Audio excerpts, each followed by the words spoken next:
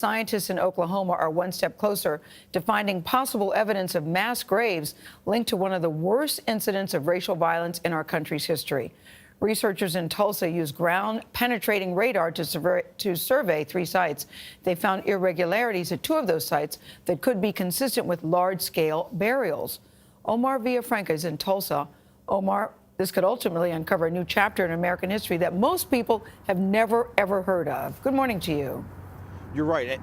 Good morning. You're right. And not just black history. You're right. This is American history. This is the Greenwood neighborhood, also known as Black Wall Street. You had tailors, banks, grocery stores, tax services, all black-owned businesses. But in 1921, a white mob burned it to the ground, and as many as 300 black residents were killed. That's what's depicted there on the letter K.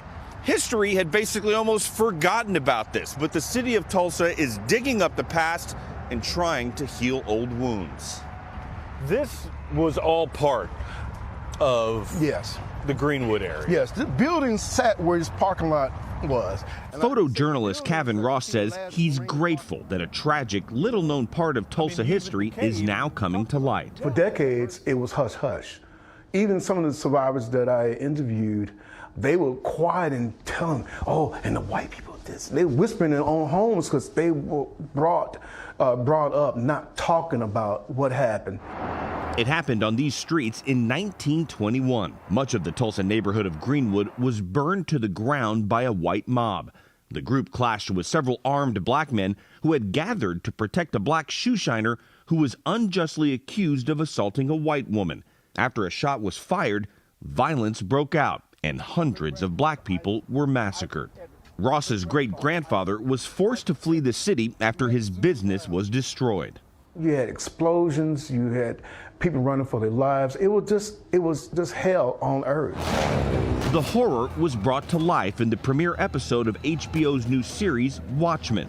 Witnesses reported seeing bodies put in mass graves, but local officials hid evidence of any crimes. Along the fence line. At a public forum Monday, scientists confirmed they discovered what appears to be an underground pit, roughly 30 by 25 feet, which they say is large enough to bury up to 100 bodies. But I'm as confident as I can be in the results that this is a very good candidate for something associated with the massacre.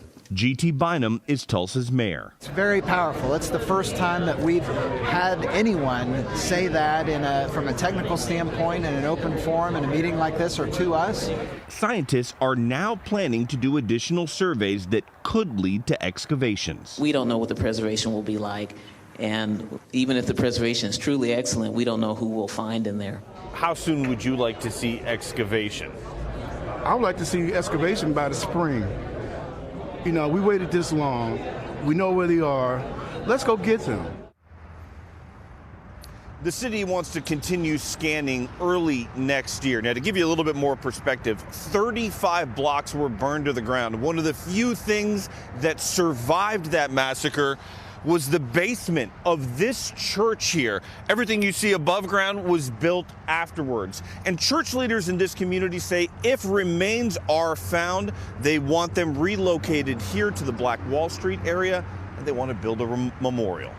Tony? Well, that'd be appropriate. Omar, thank you very much. You know, this was deliberately kept out of textbooks for years. So what's happening now is a powerful reckoning in history. An important piece of history that should not be forgotten. Exactly. It's a stunning story. I'd only heard about it 10 years ago, and I was embarrassed that I'd never heard it. But either of you? I only heard about it last year. It's funny. I spoke to a friend of mine a couple years ago had said, you all should really look into doing a piece on Black Wall Street, because it is something that you don't necessarily hear a lot about.